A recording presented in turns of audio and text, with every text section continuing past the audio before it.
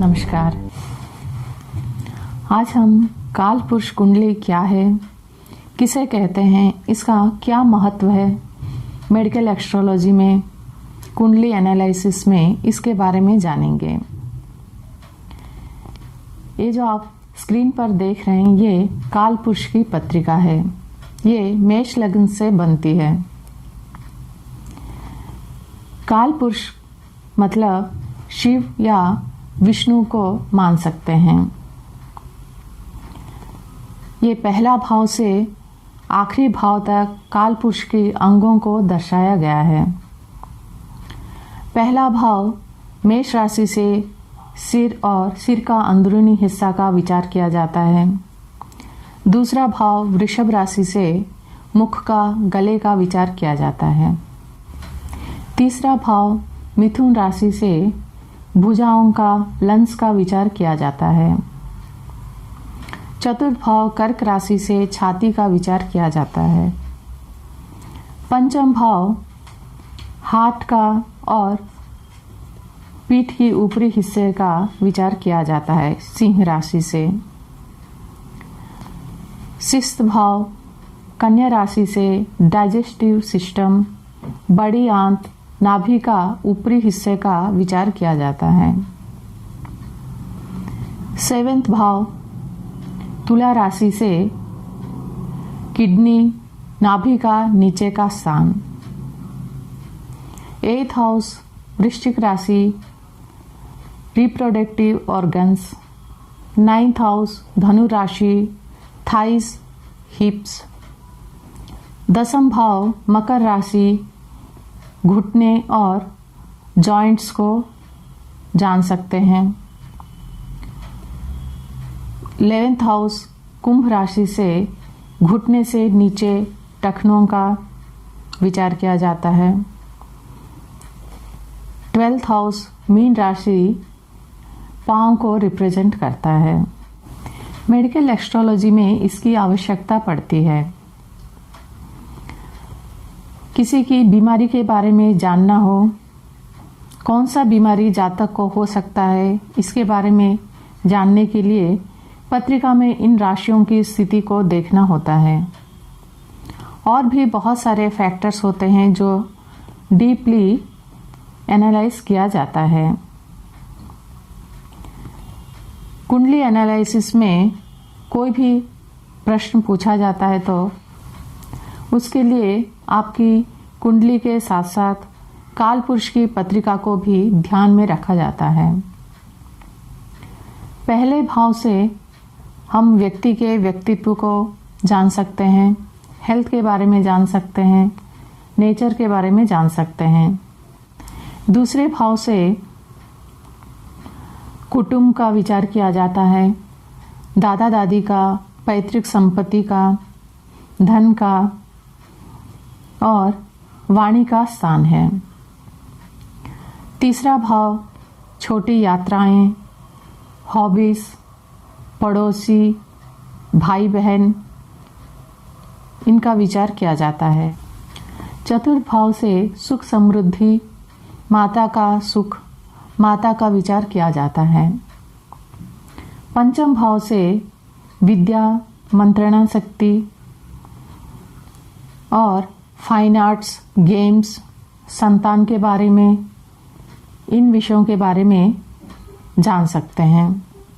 छठा भाव जो है रोग, ऋण, रिपु, शत्रु का विचार किया जाता है और कोर्ट कचहरी, प्रतिस्पर्धा का विचार किया जाता है। 7th हाउस से विवाह, लाइफ पार्टनर और बिजनेस पार्टनर, इन विषयों के बारे में जाना जाता है। 8th हाउस मृत्यु का स्थान है, दुख का स्थान है। लंबी बीमारी के बारे में जान सकते हैं, गुप्त विद्याओं के बारे में जान सकते हैं और आकस्मिक धन लाभ का विचार किया जाता है। 9वें भाव से धर्म का विचार किया जाता है। आप अपने लाइफ में कितना धार्मिक प्रवृत्ति के होंगे। आपका गुरु, पिता और भाग्य का विचार किया जाता है। दसम भाव कर्म स्थान है।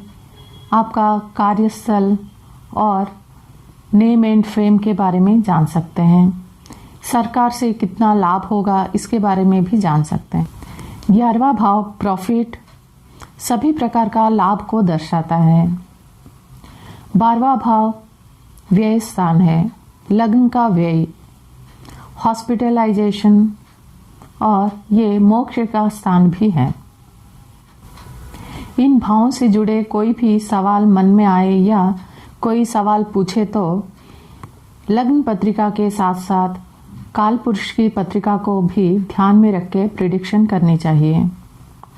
अगर कोई सवाल है संतान से संबंधित तो पंचम भाव भावेश और पंचम का स्थिर कारक गुरु का विचार करनी चाहिए, और साथ ही साथ काल पुरुष की पत्रिका में 5th हाउस सिंह राशि का स्वामी सूर्य का भी विचार करनी चाहिए।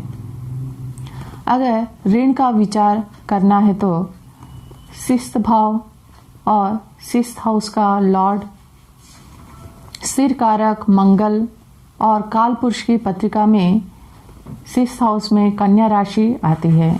कन्या राशि का लॉर्ड है बुध का भी विचार करनी चाहिए। ग्रहों की दशा अंतर्दशा की फल कथन के लिए भी इसका उपयोग किया जाता है।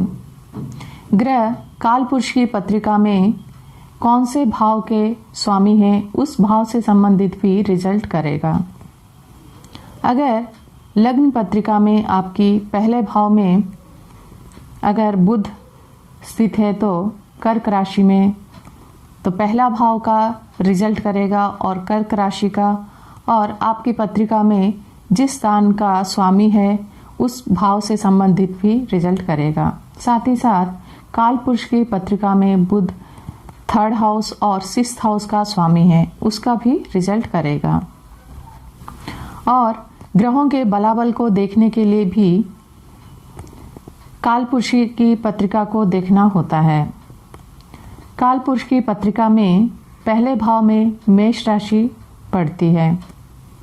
अगर आपकी पत्रिका में पहले भाव में शनि स्थित है तो ये नीच राशि का होगा, और अगर सप्तम भाव में अगर शनि स्थित है तो ये काल पुरुष की पत्रिका के अनुसार तुला राशि पड़ेगा। यहाँ पर उच्च का माना जाएगा और पश्चिम में दिग्बल भी प्राप्त होगा शनि को, तो यहाँ पर अच्छा रिजल्ट मिलेगा। अगर सूर्य पहले भाव में स्थित है तो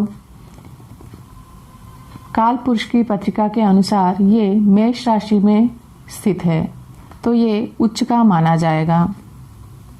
अगर सप्तम भाव में सूर्य आपकी पत्रिका में है तो ये तुला राशि में स्थित है। तुला राशि काल पुरुष की पत्रिका में 7th हाउस में पड़ेगा, ये नीच का माना जाएगा। इस तरह आप सभी ग्रहों को इस तरह आप देख सकते हैं।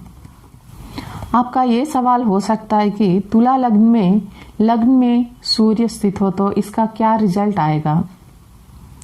तुला लग्न में सूर्य कारक नहीं होते हैं और तुला राशि सूर्य का नीच राशि है, लेकिन यहाँ पर काल पुरुष की पत्रिका में मेष राशि होने के कारण इसे न्यूट्रल मान सकते हैं, ना ज़्यादा अच्छा ना ज़्यादा बुरा।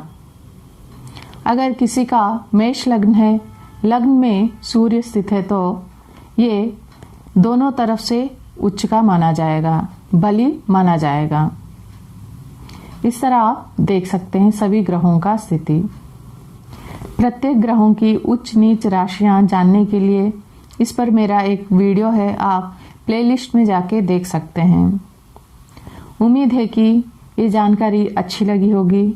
अगर कोई क्वेरीज है तो कमेंट करके पूछ सकते हैं। अगर ये जानकारी अच्छी लगी है तो प्लीज़ लाइक, शेयर और सब्सक्राइब करें। आज यहीं तक ही, धन्यवाद।